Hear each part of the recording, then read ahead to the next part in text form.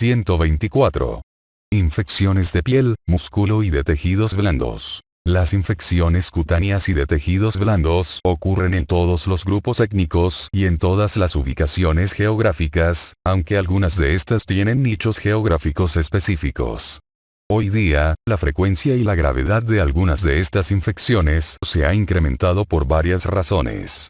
En primer lugar, los microorganismos se diseminan con rapidez a través de todo el mundo mediante los viajes por vía aérea, por la adquisición de genes de factores de virulencia y por la resistencia a los antibióticos. En segundo lugar, los desastres naturales, como los terremotos, tsunamis, tornados y huracanes parecen haberse incrementado en frecuencia y las lesiones sufridas durante estos sucesos constituyen una causa común de lesiones cutáneas y de tejidos blandos graves que predisponen a las infecciones. En tercer lugar, los traumatismos y las lesiones por actividades terroristas y de combate pueden afectar de modo notable o destruir los tejidos y proporcionar a los microorganismos patógenos endógenos y exógenos fácil acceso a tejidos profundos.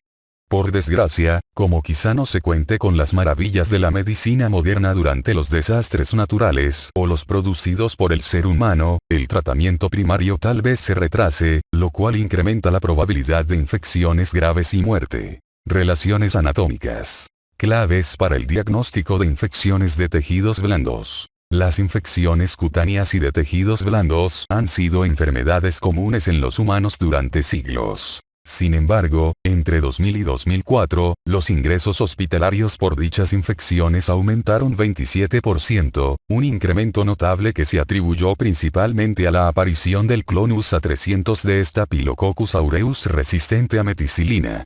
Este capítulo provee una perspectiva anatómica para entender las clases de infecciones de tejidos blandos y los diversos microbios que las causan. La protección contra la infección de la epidermis depende de la barrera mecánica proporcionada por el estrato córneo, ya que la epidermis carece de vasos sanguíneos, figura 124.1. La interrupción de esta capa por quemaduras o mordeduras, abrasiones, cuerpos extraños, trastornos dermatológicos primarios, por ejemplo, herpes simple, varicela, eczema gangrenoso, cirugía, úlceras por presión o vasculares permite el ingreso de bacterias hacia estructuras más profundas. De forma similar, el folículo piloso puede servir como portal de entrada para integrantes de la flora normal, por ejemplo, Staphylococcus, o para bacterias extrínsecas, por ejemplo, Pseudomonas en la foliculitis del jacuzzi. La infección intracelular del epitelio pavimentoso con formación de vesículas puede producirse por inoculación cutánea, como en la infección por virus de herpes simple tipo 1. A través del plexo capilar dérmico, como en la varicela y las infecciones causadas por otros virus que se vinculan con viremia, o a partir de las raíces nerviosas cutáneas, como en el herpes zóster. Las bacterias que infectan la epidermis, como Streptococcus pyogenes, pueden moverse hacia estructuras más profundas a través de los vasos linfáticos, un mecanismo que se presta para la rápida diseminación superficial de la erisipela. Más adelante, la congestión o la obstrucción de vasos linfáticos causa edema flácido de la epidermis, otra característica del mismo trastorno.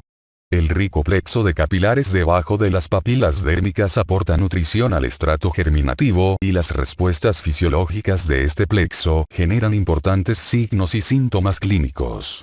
Por ejemplo, la vasculitis infecciosa del plexo origina petequias, nódulos de Osler, lesiones de Haneway y púrpura palpable, cuya presencia es una clave importante de endocarditis, capítulo 123.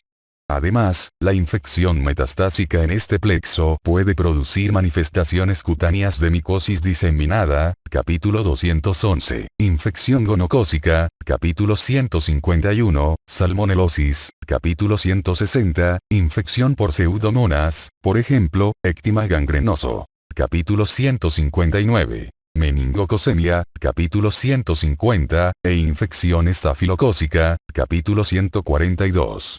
El plexo también brinda a las bacterias acceso a la circulación, lo cual facilita la diseminación local o bacteriana. Las vénulas postcapilares de este plexo son un sitio importante de secuestro de leucocitos polimorfonucleares, diapédesis y quimiotaxia hacia el sitio de la infección cutánea. La amplificación de estos mecanismos fisiológicos por concentraciones excesivas de citocinas o de toxinas bacterianas causa leucostasis, oclusión venosa y edema con fovea. El edema con ampollas púrpuras, equimosis y anestesia cutánea sugiere pérdida de la integridad vascular y requiere exploración de las estructuras más profundas en busca de indicios de fascitis necrosante o mionecrosis. El diagnóstico inicial requiere un alto grado de sospecha en casos de fiebre inexplicable y de dolor e hipersensibilidad en el tejido blando, aun si no hay inflamación cutánea aguda. En el cuadro 124.1, se indican los capítulos en los cuales se describen con mayor detalle las infecciones descritas a continuación.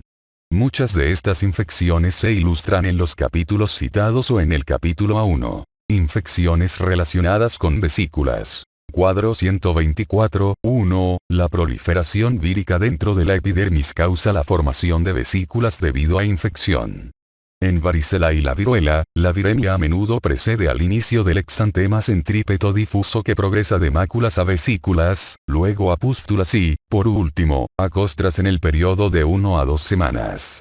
Las vesículas de varicela tienen una apariencia de rocío y se distribuyen en grupos al azar sobre el tronco, las extremidades y la cara en 3 a 4 días. El herpes zóster se presenta en un solo dermatoma. El desarrollo de vesículas es precedida por dolor durante varios días. El zóster puede aparecer en personas de cualquier edad, pero es más común entre pacientes inmunodeprimidos y de edad avanzada, mientras que la mayoría de los casos de varicela tiene lugar en niños en edad preescolar.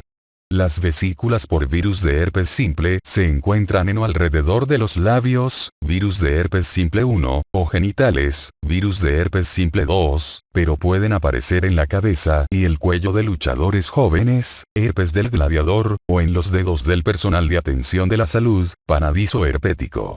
Es habitual que a la infección primaria le sigan herpes labial, virus de herpes simple 1, y herpes genital recurrentes. El Coxsackie-virus A16 de manera característica causa vesículas en manos, pies y boca de los niños. El edema contagioso se origina de un virus de DNA relacionado con el virus de la viruela e infecta los dedos de los individuos que trabajan cerca de cabras y ovejas. El virus del molusco contagioso induce vesículas flácidas en la piel de individuos sanos e inmunodeprimidos. La viruela se erradicó en el año 1977, pero acontecimientos terroristas después del milenio han renovado el interés en esta devastadora infección. Capítulo S2. A la viremia que comienza después de un periodo de incubación de 12 días, le sigue un exantema maculopapular, con rápida evolución a vesículas, pústulas y luego costras. Quizás se presenten casos secundarios en contactos cercanos. La rickettsiosis exantemática comienza después de la inoculación de Rickettsia acari en la piel a través de la mordedura de un ácaro. Una pápula con una vesícula central evoluciona hacia una escara negra con costra indolora de 1 a 2,5 centímetros con un halo eritematoso y adenopatía proximal. Aunque fue más frecuente en el noreste de Estados Unidos y Ucrania de 1940 a 1950, la rickettsiosis exantemática se ha descrito recientemente en Ohio, Arizona y Utah. La dactilitis ampollosa es una infección dolorosa, vesicular que se localiza en la pulpa de los dedos de las manos, cuya causa es Staphylococcus aureus o los estreptococos del grupo A. Infecciones relacionadas con ampollas. Cuadro 124.1, la dermatitis exfoliativa estafilocócica en recién nacidos se origina de una toxina, exfoliatina, de Staphylococcus aureus, grupo fago 2. La dermatitis exfoliativa estafilocócica debe distinguirse de la necrólisis epidérmica tóxica, que ocurre sobre todo en adultos, es inducida por fármacos y se vincula con una tasa de mortalidad más alta. Para hacer esta distinción es útil la biopsia en sacabocados con obtención de secciones mediante criostato, ya que el plano de rotura es el estrato córneo en el dermatitis exfoliativa estafilocócica y el estrato germinativo en la necrólisis epidérmica tóxica, figura 124.1. La globulina gamma intravenosa es un tratamiento prometedor para la necrólisis epidérmica tóxica. La fascitis necrosante y la gangrena gaseosa también inducen formación de ampollas, véase más adelante fascitis necrosante. La infección con vibrio halofílico puede ser tan agresiva y fulminante como la fascitis necrosante. Uno clave útil para su diagnóstico es el antecedente de exposición a aguas del Golfo de México o de la costa del Atlántico o, en un paciente con cirrosis, el consumo de mariscos crudos. El agente causal, Vibrio vulnificus, es muy susceptible a la tetraciclina. Infecciones relacionadas con lesiones con costra. Cuadro 124, 1. La causa del himpético contagioso es Streptococcus pyogenes y la del himpético estafilocócico, Staphylococcus aureus. Ambas lesiones cutáneas tal vez tengan una etapa inicial con ampollas, pero luego aparecen costras gruesas con un color pardo dorado. Se han informado epidemias de himpético originadas por Staphylococcus aureus resistente a meticilina. Las lesiones estreptocócicas son más habituales entre niños de 2 a 5 años de edad y pueden surgir epidemias en sitios con higiene deficiente, sobre todo en niños de estado socioeconómico bajo en climas tropicales. Es importante reconocer al himpético contagioso por su relación con la glomerulonefritis postestreptocócica. La fiebre reumática no es una complicación de la infección cutánea generada por Streptococcus pyogenes. La infección superficial por dermatófitos, tiña, puede suceder sobre cualquier área cutánea y los raspados de la lesión con tinción de hidróxido potásico son diagnósticos. Las infecciones primarias por hongos dimórficos, como Blastomyces dermatitidis y Sporotrix schenckii, al inicio quizás se manifiesten como lesiones con costra que se asemejan a la tiña. La infección diseminada por coccidioides y mitis también puede afectar la piel. La biopsia y el cultivo deben llevarse a cabo a partir de las costras en pacientes de áreas endémicas. En personas con virus de inmunodeficiencia humana seropositivas, se han descrito lesiones nodulares con costra causadas por Mycobacterium cheloneae. El tratamiento con claritromicina parece prometedor. Foliculitis. Cuadro 124, 1. Los folículos pilosos sirven como sitios de entrada para diversas bacterias, a pesar de que Staphylococcus aureus es el origen más frecuente de foliculitis circunscrita. Las glándulas sebáceas drenan hacia los folículos y los conductos pilosos y, si estas entradas están bloqueadas, forman quistes sebáceos que pueden semejarse a abscesos estafilocócicos o se pueden infectar de forma secundaria.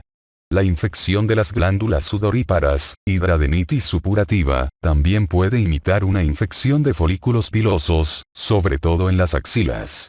La foliculitis crónica no es frecuente excepto en el acné vulgar, en el que los componentes de la microbiota normal, por ejemplo, Propionibacterium acnes, pueden tener participación.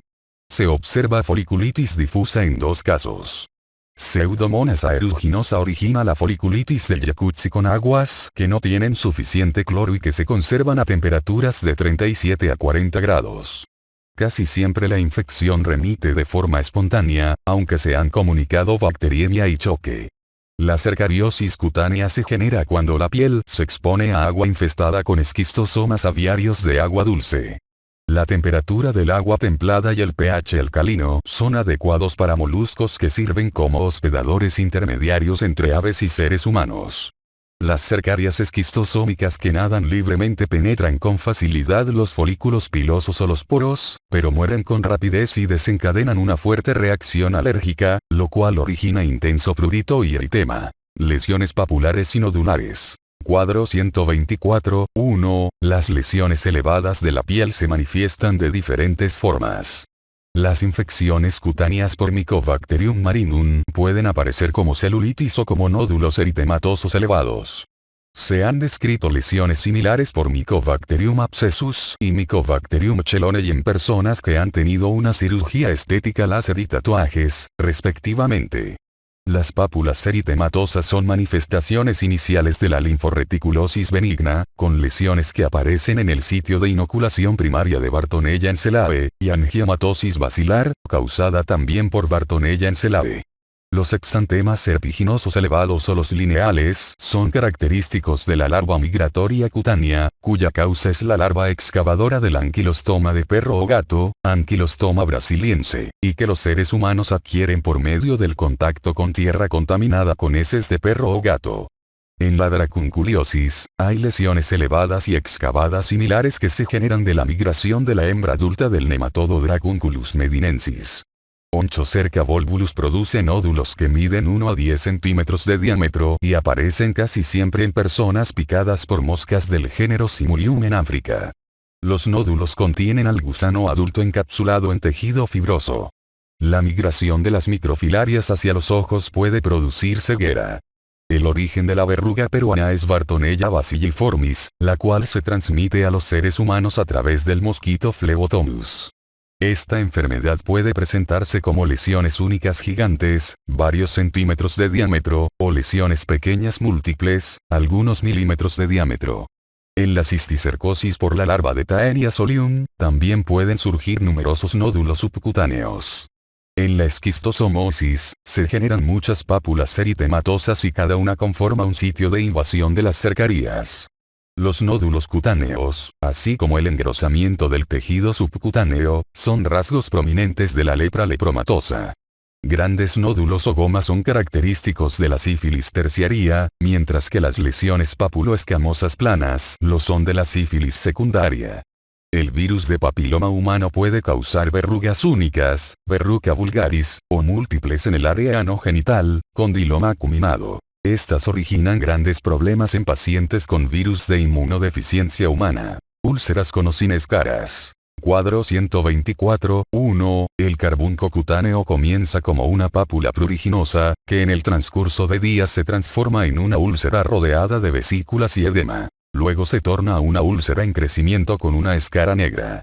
El carbunco cutáneo puede causar úlceras crónicas que no sanan, cubiertas por una membrana gris, aunque las lesiones tal vez también simulen psoriasis, eczema o impétigo.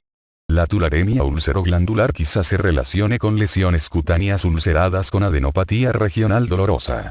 Los bubones son la principal manifestación cutánea de la peste, pero las úlceras con escaras, pápulas o pústulas también se encuentran en 25% de los casos. Mycobacterium ulcerans causa de manera característica lesiones cutáneas crónicas en las extremidades de individuos que viven en los trópicos.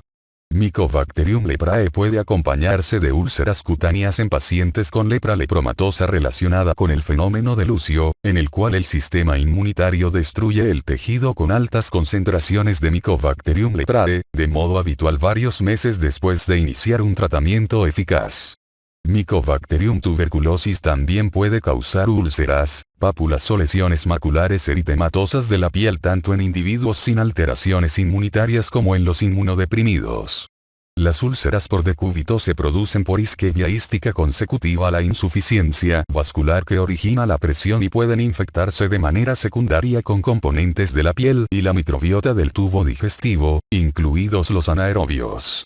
Las lesiones ulcerativas de la parte anterior de las regiones tibiales quizás se deban a pioderma gangrenoso, que debe distinguirse de lesiones similares de causa infecciosa mediante valoración histológica de los sitios de biopsia. Las lesiones ulceradas en los genitales quizás sean dolorosas, chancroides, o indoloras, sífilis primaria. Erisipela. Cuadro 124, 1, se debe a Streptococcus pyogenes y se caracteriza por un inicio súbito de inflamación color rojo encendido en el rostro o las extremidades. Las características distintivas de la erisipela son márgenes indurados bien definidos, en particular a lo largo del pliegue nasolabial, rápida progresión y dolor intenso. Pueden surgir bulas flácidas durante el segundo o tercer día de enfermedad, pero la extensión a tejidos blandos más profundos es poco común. El tratamiento con penicilina es efectivo. La inflamación puede progresar a pesar de las medidas terapéuticas adecuadas, aunque disminuyan la fiebre, el dolor y el color rojo intenso. La descamación de la piel afectada ocurre entre los días 5 a 10 de la enfermedad. Los lactantes y los ancianos casi siempre son los afectados y la gravedad de la toxicidad sistémica varía. Celulitis. Cuadro 124, 1. La celulitis es una afección cutánea inflamatoria aguda, caracterizada por dolor, eritema, inflamación y calor circunscritos. La causa puede ser la microbiota autóctona que prolifera en la piel y los anexos, por ejemplo, Staphylococcus aureus y Streptococcus pyogenes, o una amplia variedad de bacterias exógenas. Como las bacterias exógenas involucradas en la celulitis ocupan nichos únicos en la naturaleza, una anamnesis cuidadosa, incluidos datos epidemiológicos, aporta pistas importantes sobre la causa. Cuando hay un drenaje, una herida abierta o un portal de entrada obvio, la tinción de Gram y el cultivo brindan un diagnóstico definitivo. En ausencia de estos datos, el origen bacteriano de la celulitis es difícil de establecer y, en algunos casos, la celulitis estafilocócica o estreptocócica quizá tenga características similares. Aun con la aspiración por aguja del extremo de avance o la biopsia en sacabocado del tejido con celulitis, los cultivos son positivos solo en 20% de los casos. Esta observación sugiere que relativamente escasas bacterias pueden causar celulitis y que el área de expansión del eritema dentro de la piel tal vez sea un efecto directo de las toxinas extracelulares o de los mediadores solubles de la inflamación producidos por el hospedador. Las bacterias tal vez ingresen a la epidermis a través de grietas en la piel, abrasiones, cortes, quemaduras, picaduras de insectos, incisiones quirúrgicas y catéteres intravenosos. La celulitis por Staphylococcus aureus se dispersa desde una infección central circunscrita, como un absceso, foliculitis o un cuerpo extraño infectado, por ejemplo, astilla, prótesis o catéter intravenoso. El Staphylococcus aureus resistente a meticilina está sustituyendo con rapidez a Staphylococcus aureus sensible a meticilina como causa de celulitis en pacientes hospitalizados y extrahospitalarios. La celulitis por Staphylococcus aureus sensible a meticilina o Staphylococcus aureus resistente a meticilina suele relacionarse con infección focal, como forúnculos, carbunco, heridas quirúrgicas o abscesos. La Administración de Alimentos y Drogas americana alude a este tipo de infecciones de manera preferencial como celulitis purulenta. Por el contrario, la celulitis por Streptococcus pyogenes se disemina con mayor rapidez en un proceso difuso que a menudo se vincula con linfangitis y fiebre y debe denominarse celulitis no purulenta. La celulitis estreptocócica recurrente de las extremidades inferiores quizá la causen los microorganismos de los grupos A, C o G, acompañada de estasis venosa crónica o con venectomía de la safena para derivación arterial coronaria quirúrgica. El estreptococo también origina celulitis recurrente en personas con linfedema crónico por elefantiasis, disección de ganglios linfáticos o enfermedad de Milroy. Las infecciones estafilocócicas cutáneas recurrentes son más frecuentes entre individuos que tienen eosinofilia y concentraciones séricas altas de IgE, síndrome de Yod, y entre los portadores de estafilococos nasales. La celulitis por Streptococcus agalactiae, estreptococos del grupo B, tiene lugar sobre todo en personas de edad avanzada y en aquellos con diabetes mellitus o vasculopatía periférica. Casi siempre Haemophilus influenzae genera celulitis periorbitaria en niños, de manera concomitante con sinusitis, ortitis media o epiglotitis. No es claro si esta modalidad de celulitis, como la meningitis, se hará menos común como resultado de la gran eficacia de la vacuna de Haemophilus influenzae tipo B. Muchas otras bacterias también causan celulitis. Por suerte estos microorganismos se hallan en lugares tan característicos que una buena anamnesis provee claves útiles para el diagnóstico. La celulitis relacionada con mordeduras de gato y, en menor grado, mordeduras de perro, casi siempre la produce Pasteurella multocida, aunque en este último caso también deben considerarse Staphylococcus intermedius y Cavinochytopaga canimorsus. Asimismo, los sitios de celulitis y abscesos relacionados con mordeduras de perro y ser humano contienen microorganismos anaerobios, incluidos Fusobacterium, bacteroides, Streptococcus aerobios y anaerobios y Eikenella corrodens. Es notable la resistencia de Pasteurella a la dicloxacilina y la nafcilina, pero es sensible al resto de antibióticos beta-lactámicos, así como a quinolonas, tetraciclina y eritromicina. La ampicilina con clavulanato, la ampicilina con sulbactamila cefoxitina son buenas alternativas terapéuticas en infecciones por mordedura de animales o seres humanos. Aeromonas hidropila causa celulitis agresiva en los tejidos que rodean a laceraciones mantenidas en agua dulce, lagos, ríos y arroyos. Este microorganismo sigue siendo sensible a aminoglucósidos, fluoroquinolonas, cloranfenicol, trimetoprim sulfametoxazol y a las cefalosporinas de tercera generación. Sin embargo, es resistente a ampicilina. Pseudomonas aeruginosa genera 3 tipos de infección de tejidos blandos. Ectima gangrenoso en pacientes neutropénicos, foliculitis del Jacuzzi y celulitis después de una lesión penetrante. De forma más habitual, Pseudomonas aeruginosa se introduce a los tejidos profundos cuando la persona pisa un clavo. El tratamiento incluye inspección quirúrgica y drenaje, sobre todo si la lesión también incluye hueso o cápsula articular. Las opciones de tratamiento empírico mientras se aguardan los datos de sensibilidad antimicrobiana, incluyen un aminoglucósido, una cefalosporina de tercera generación, ceftazidima, cefoperazona o cefotaxima, una penicilina semisintética, ticarcilina, meslocilina o piperacilina, o una fluoroquinolona, aunque los fármacos de esta clase no están indicados en niños menores de 13 años de edad. La celulitis por bacilos gram negativos, que incluye la generada por Pseudomonas aeruginosa, es más frecuente en pacientes hospitalizados e inmunodeprimidos.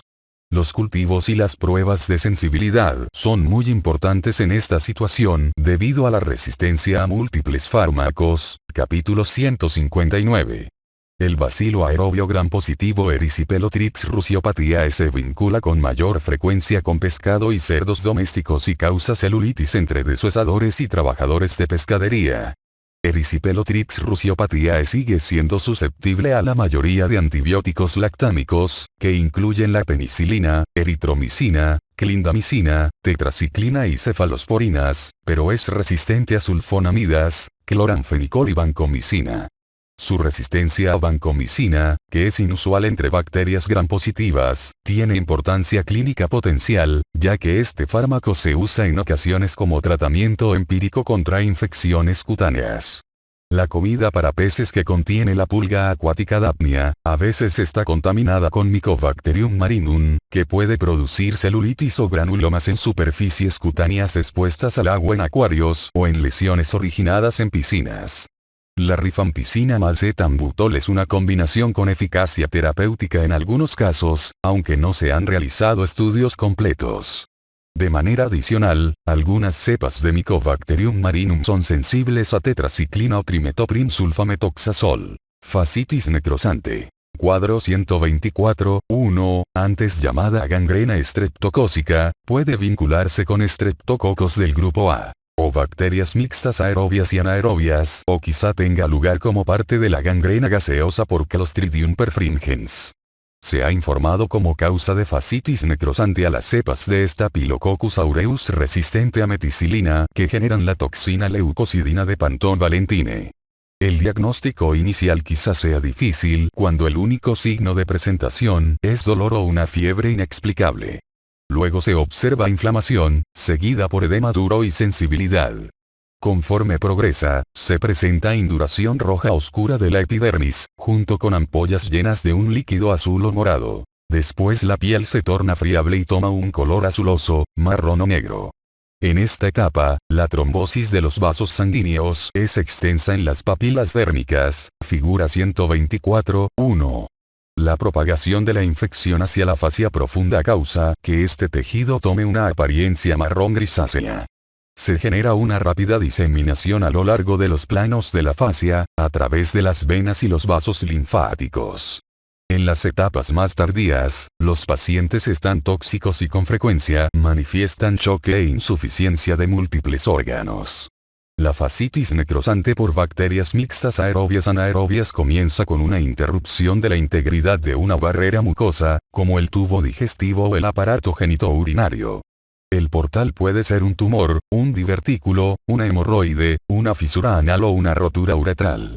Otros factores predisponentes incluyen vasculopatía periférica, diabetes mellitus, cirugía o traumatismo penetrante del abdomen. El exudado al área perineal produce un síndrome llamado gangrena de Fourier, caracterizado por inflamación masiva del escroto y el pene con extensión al perineo o la pared abdominal y las extremidades inferiores. La fascitis necrosante por Streptococcus pyogenes ha aumentado en frecuencia y gravedad desde 1985. Hay dos cuadros clínicos iniciales bien diferenciados, sin portal de entrada definida o con él.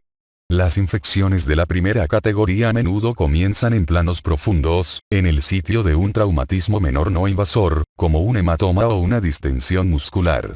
Es probable que tenga lugar la siembra del sitio por bacteriemia transitoria, aunque la mayoría de los enfermos niega un antecedente de infección estreptocócica.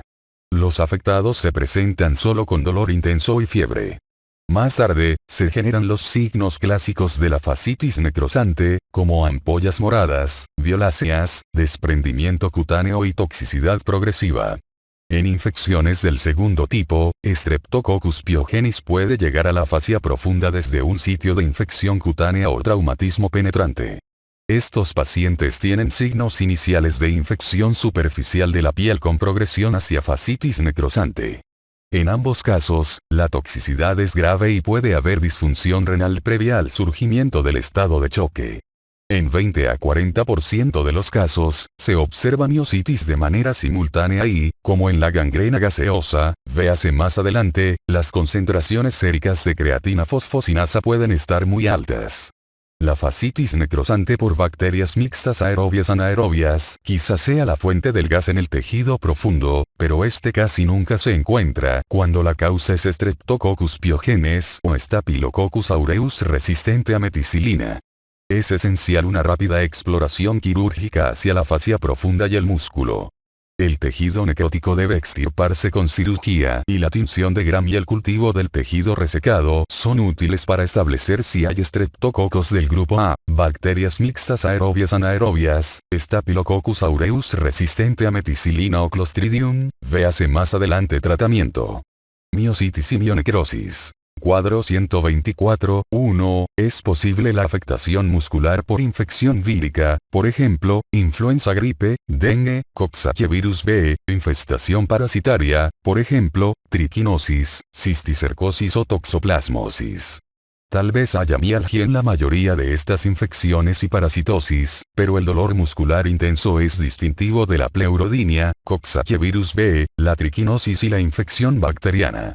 Es predecible que la rhabdomiólisis aguda ocurra con miositis por clostridios y estreptococos, pero también puede vincularse con infecciones por virus de la influenza, virus H, coxsackie-virus, virus de Epstein-Barr y legionela.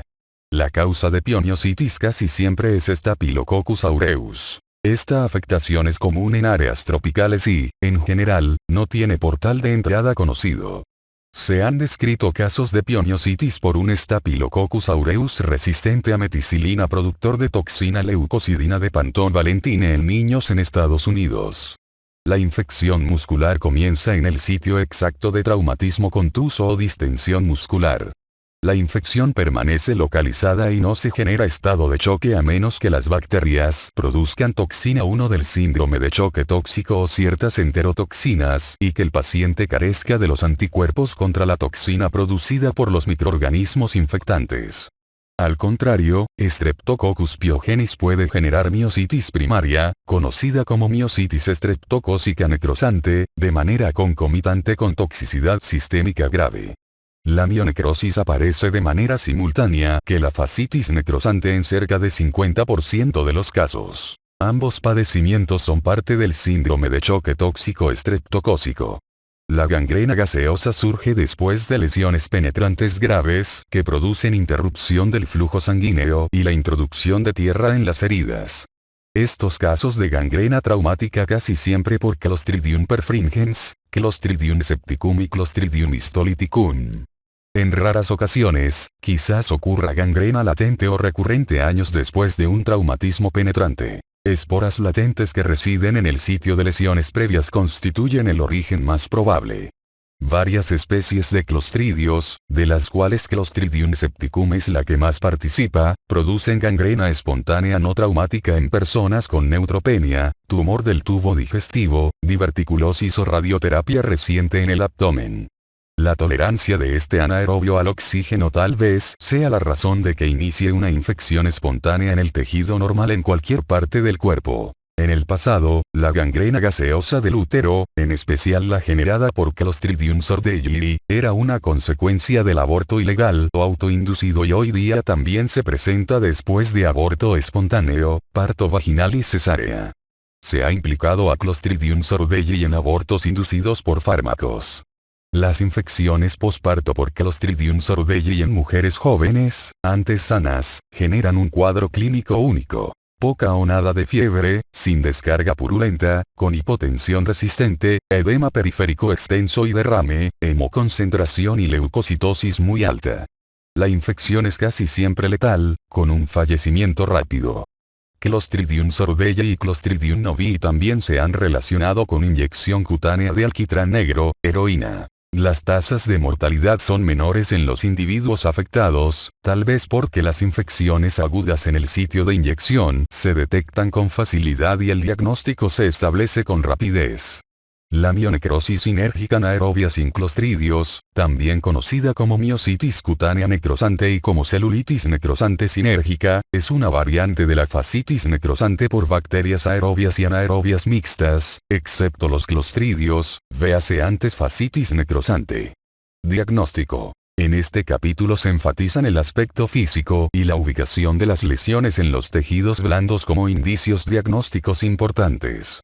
Otra consideración crucial para reducir el diagnóstico diferencial es la progresión temporal de las lesiones, así como los antecedentes de viajes de los pacientes, el contacto o el antecedente de mordedura, la edad, el estado de la enfermedad subyacente y los hábitos personales. Sin embargo, incluso un médico astuto puede encontrar difícil diagnosticar todas las infecciones de tejidos blandos solo con la anamnesis y la inspección.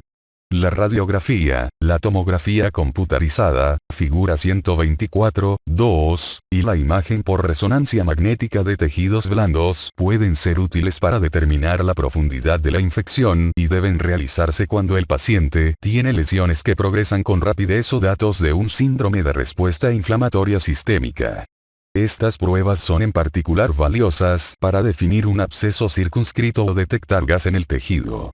Por desgracia, tal vez revelen solo inflamación del tejido blando y, por tanto, no son específicas para infecciones fulminantes, como fascitis necrosante o mionecrosis por estreptococos del grupo A. Figura 124.2, en las cuales no hay gas en las lesiones. La aspiración del borde de avance o la biopsia en sacabocado con secciones mediante criostato quizás sea útil si los resultados de los estudios de imagen son positivos, pero surgen resultados negativos falsos en cerca de 80% de los casos. Hay algunos indicios de que la aspiración sola puede ser mejor que la inyección y la aspiración de solución salina normal. Las secciones con crióstato son útiles en especial para distinguir dermatitis exfoliativa estafilocócica de necrólisis epidérmica tóxica y son muy valiosas en casos de fascitis necrosante. La inspección quirúrgica abierta, con desbridamiento si se indica, es con certeza la mejor manera de conocer la extensión y la gravedad de la infección y obtener el material para tinción de gramicultivo. Una estrategia tan intensiva es importante y puede salvar vidas si se realiza pronto en el curso de infecciones fulminantes, donde hay evidencia de toxicidad sistémica. Tratamiento. Infecciones cutáneas, musculares y de tejidos blandos. Una descripción completa de todas las entidades clínicas aquí descritas se encuentra fuera del alcance de este capítulo. Como guía de selección del tratamiento apropiado para el médico, los fármacos antibióticos útiles en las infecciones cutáneas más fulminantes y frecuentes se listan en el cuadro 124.2. Forúnculos, carbuncos y abscesos por Staphylococcus aureus resistente a meticilina y Staphylococcus aureus sensible a meticilina son comunes y su tratamiento depende del tamaño de la lesión. Los forúnculos menores de 2,5 centímetros de diámetro casi siempre se tratan con calor húmedo. Los que son más grandes, 4,5 centímetros de eritema e induración, requieren drenaje quirúrgico. La presencia de estas lesiones más grandes junto con fiebre, escalofríos o leucocitosis requiere tanto drenaje como tratamiento antibiótico. Un estudio en niños demostró que el drenaje quirúrgico de los abscesos, diámetro promedio 3,8 centímetros, era tan eficaz en tratamiento único como cuando se combinó el drenaje con trimetoprim sulfametoxazol. Sin embargo, la tasa de recurrencia de nuevas lesiones fue menor en el grupo con drenaje y tratamiento antibiótico. Estudios recientes en adultos con abscesos circunscritos sobre todo por Staphylococcus aureus resistente a meticilina sugirieron que un periodo de tratamiento con trimetoprim sulfametoxazol durante 7 a 10 días se asociaba con tasas de curación más altas y menos recurrencias. En niños, un ciclo de tratamiento de 3 días no fue tan eficaz como uno de 7. La exploración quirúrgica inmediata e intensiva es esencial en casos de sospecha de fascitis necrosante, miositis o gangrena para 1. Observar las estructuras profundas. 2. Eliminar el tejido necrótico. 3. Reducir la presión del compartimiento. Y 4. Obtener material adecuado para tinción de Gram, y cultivos aerobios y anaerobios. El tratamiento antibiótico empírico adecuado contra infecciones mixtas de aerobios anaerobios puede consistir en ampicilina con sulbactam, cefoxitina o la siguiente combinación. 1. Clindamicina, 600 a 900 mg intravenoso cada 8 horas, o metronidazol, 500 mg cada 6 horas, más 2, ampicilina o ampicilina con sulbactam, 1,5 a 3 gramos intravenoso cada 6 horas, más 3, gentamicina, 1 a 1,5 mg por kilo cada 8 horas. La infección en la fascia o el músculo o en ambos por estreptococos del grupo A y Clostridios tiene una tasa de mortalidad de 20 a 50% cuando se proporciona tratamiento con penicilina. En modelos experimentales de fascitis necrosante con miositis por Clostridios y estreptococos, la clindamicina mostró una eficacia mucho mayor, pero no se han realizado estudios clínicos comparativos. Un estudio retrospectivo en niños con infección invasora por estreptococo del grupo A mostró mayores tasas de supervivencia con el tratamiento de clindamicina que con los antibióticos beta-lactámicos. El método terapéutico con oxígeno hiperbárico también puede ser útil en la gangrena gaseosa por Clostridios. El tratamiento antibiótico debe conservarse hasta que todos los signos de toxicidad sistémica desaparezcan, el tejido desvitalizado se haya eliminado y se genere tejido de granulación, capítulos 143, 149 y 172. En resumen, las infecciones cutáneas y de tejidos blandos tienen presentación y gravedad diversas y constituyen un gran reto para el médico. Este capítulo provee una estrategia para el diagnóstico y la comprensión de los mecanismos fisiopatológicos que participan en estas infecciones. En los capítulos sobre infecciones específicas, hay información más detallada.